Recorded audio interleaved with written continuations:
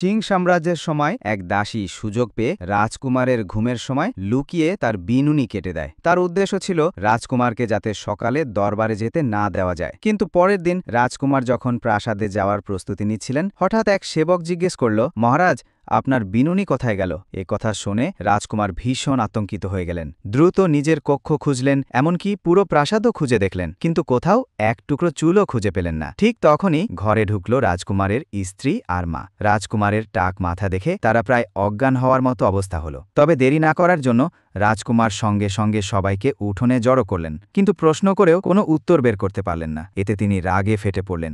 এক রাতের মধ্যে আমি টাক হয়ে গেলাম, আমি কিভাবে দরবারে যাব? সম্রাটকে কিভাবে মুখ দেখাবো? সময় তখন দ্রুত কেটে যাচ্ছিল। হঠাৎ এক সেবক প্রস্তাব দিল, আপনি আপাতত নকল একটি বিনুনি ব্যবহার করুন। আমারটাও নকল। রাজকুমার সেটি সত্যি ভেবে সেটাই নিতে চাইলেন। সেবক প্রথমে রাজি ছিল না, কিন্তু রাজকুমারের গম্ভীর রাগী স্বভাব দেখে শেষমেশ রাজি হল। কিন্তু যখন সেবক বিনুনি জুড়তে যাচ্ছিল, তখনই হঠাৎ বুঝতে পারল এটা আসলে রাজকুমারেরই কাটা বিনুনি। এ কথা জানার পর রাজকুমার আরও রেগে গিয়ে দাসীর উপর চিৎকার করলেন। তবে সময়ের অভাবে তখনই শাস্তি দিলেন না। রাজকুমারের স্ত্রী দাসীকে বন্দী করে কারণ জানতে চাইলেন। প্রথমে ভেবেছিলেন হয়তো রাজকুমার তাকে কষ্ট দিয়েছে, কিন্তু দাসী তখনও প্রাণপণ রাজকুমারকে রক্ষা করছিল। এদিকে দরবারে সবাই অপেক্ষা করছিল। রাজকুমার তাড়াহুড়ো করে বের হলেন, কিন্তু ফজরমালা আনতে ভুলে গেলেন। সেবক সেটা দিয়ে গেল, তবে সেও সঙ্গে যেতে চাইল। রাজকুমার অনুমতি দিলেন, কিন্তু অল্প কিছুক্ষণ পরেই শহরে বন্দুকের গর্জন শোনা গেল। বিদ্রোহী সেনারা ঢুকে পড়ল। রাজধানীর সৈন্যরা ভয় পেয়ে যুদ্ধ না করেই পালিয়ে গেল। রাজকুমার প্রথমে ভেবেছিলেন নিজের ক্ষমতা দিয়ে প্রতিরোধ করবেন, কিন্তু পরিস্থিতি দেখে ভয় পেয়ে গেলেন।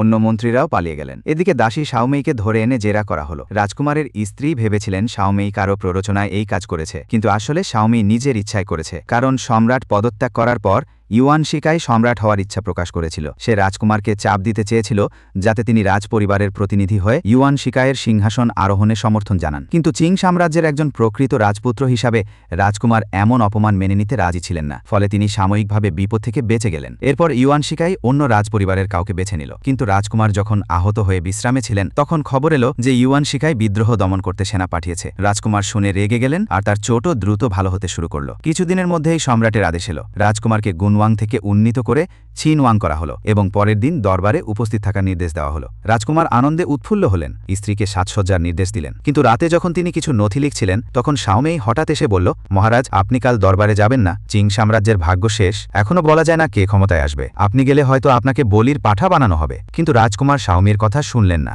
উল্টে রেগে গেলেন। আসলে শাওমেই রাজকুমারকে রক্ষা করতেই বিনুনি কেটেছিল। পরে সেই বিনুনি আবার রাজকুমারের হাতেই ফিরে আসে। রাজকুমার শেষমেশ বুঝতে পারলেন